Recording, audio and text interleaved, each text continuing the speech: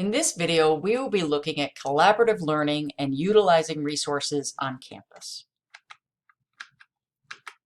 In relation to group work, we're going to be talking about two specific types of groups.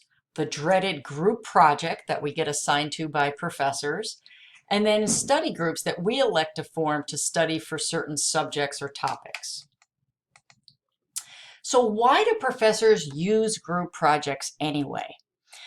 There's a number of reasons, and Harvard University has talked about the fact that using group work is really effective. It helps to insert alternative points of view to solve problems. Sometimes a class can be so big that you working in a smaller group can be helpful and can help break down larger, complex projects into more manageable chunks. It also allows students from different backgrounds to bring their special experience or skills to a project and explain that orientation to others. It's an opportunity to see diverse perspectives in action. It also gives students a chance to teach each other and form ideas and perspectives from learning about others' points of view. And it gives students a structured experience so they can practice skills applicable to professional situations. Many areas in your career might have you working with committees or in small work groups. Here's a chance for you to utilize that skill and learn effective ways to have groups work well together. So again, some of the benefits, it may be that students have a difficult time talking in class. It gives more students a chance to participate at possibly sometimes a smaller level. And talking in groups really can sometimes help pull people out of their shyness or apprehension, depending on the class size or the classroom. It gives students a chance to really start to integrate and work with other students and the course content. Students who actively participate in group projects are often better prepared for class.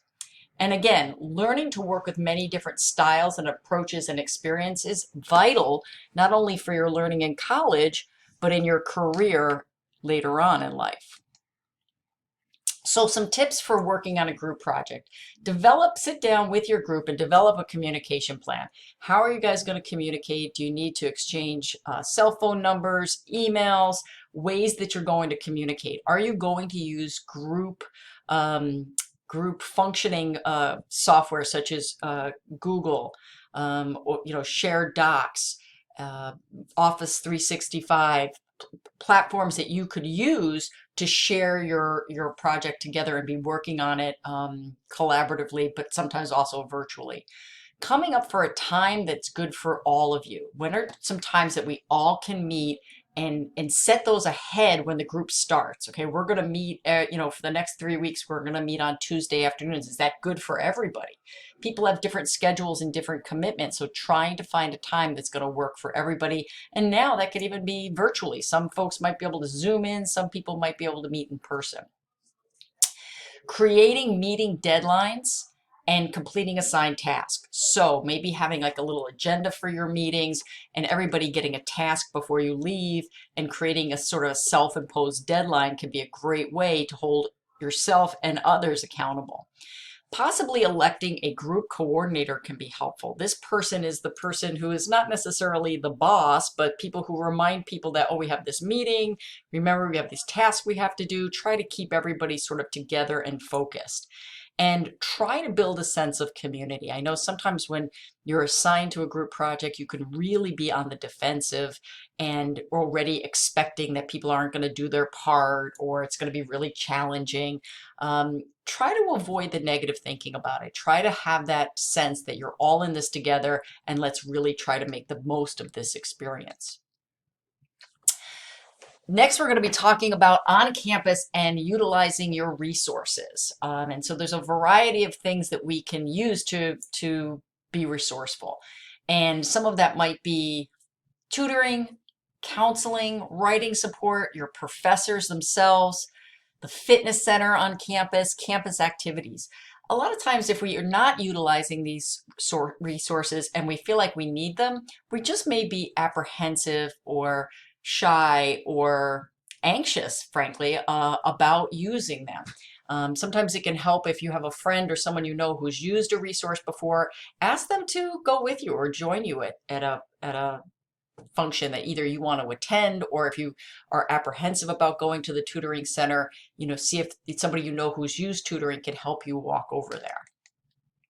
Another resource that we're going to be talking about is creating your own study groups or partners. These are classmates or other people on campus who are taking the same courses as you, forming a group outside of class to review material, break down problems, get ready, prepare for a test. This is a great way to learn material. We've talked about this before, that being able to teach or explain concepts to others is a great way to really assess your learning. But some tips for having an effective study group or working with a study partner is to try to stay focused. Your best friends may not always make the best study partners. Not to say that you can't have fun and blow off some steam in your study groups, but really trying to make sure that this study group is working for you. You are being effective, you're staying focused, but then maybe you also need to take some breaks.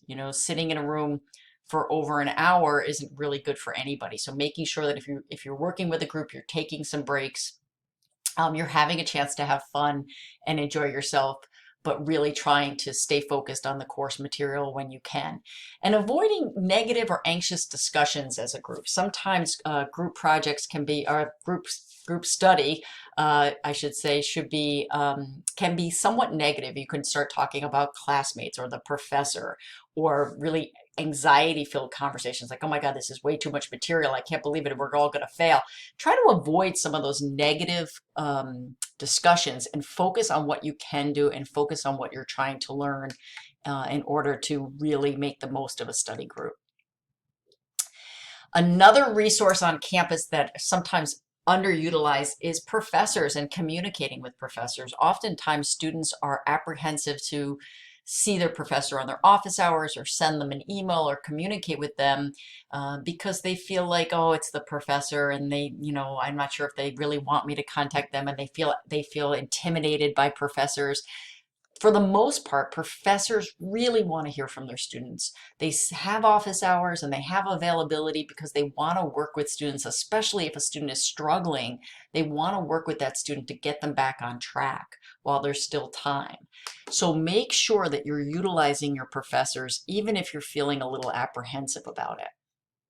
When you email a professor, and it may be good to start off with an email, hi, Professor Smith, and say what your name is, what your class is in, because professors often have many students in many different classes. So reminding the professor of who you are if necessary, and asking some specific questions in an email, or asking to meet with them in their office hours to discuss and be specific. I want to discuss this, this, and this.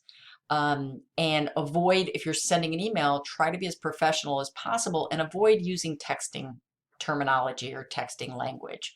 And really try to be respectful and kind, have a greeting like dear professor, and then close it with something like, I appreciate any assistance you can provide, and close it with your name. Again, trying to look at how you email your professor might be how you would email a colleague at work or your boss at work, and try to go in that sort of professional realm when you're emailing professors. So finally, just really trying to encourage you to embrace these opportunities for learning, whether it's collaborative learning, whether it's really absorbing yourself in all that the campus has to offer, all of your resources that are there. That could be classmates, that could be professors, that could be tutors. But don't let your self-doubt and apprehension get in the way of utilizing the resources that can truly make a difference for you. Good luck.